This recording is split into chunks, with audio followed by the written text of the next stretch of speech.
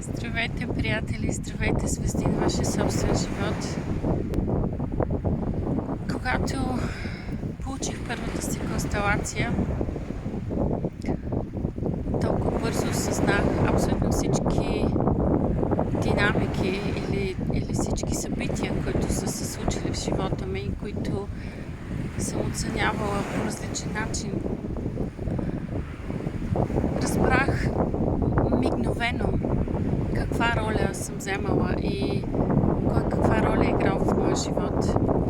Това безкрайно много ми помогна и безкрайно много ми даде сили да продължа напред, сили да вникна още повече в силата на семейните констелации, в силата на констелациите изобщо и да го приема като най-добрия метод, с който искам да работя аз. Беше много вдъхновяващо и много утвърждаващо за мен да избера точно този метод.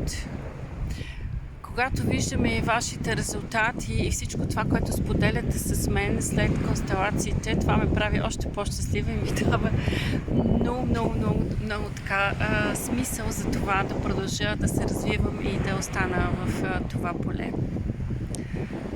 Споделям днес с вас от чувате със сигурност брега на морето.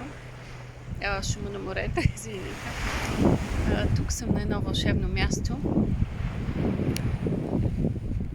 И това, което днес искам да ви кажа, живота е като морето. Всяка една вълна идва и отнася нещо с нас. А ние оставяме дали по-бедни или по-богати. Всяко едно отнасяме. Това избираме ние. Аз избирам да бъда по-богата. Избирам да променям живота си всеки ден. Да променям убежденията си всеки ден. Това, което вече не ми служи, сбогувам се с него. Това, което искам да дойде в живота ми, привличам го сама. Ето, вижте, слънцето се показа. Споделям с вас тези вълшебни неща. Ако имате нужда от констелация, ако имате нужда да намерите кой сте, какво правите, какво се е случвало, защо се е случвало, пишете ми.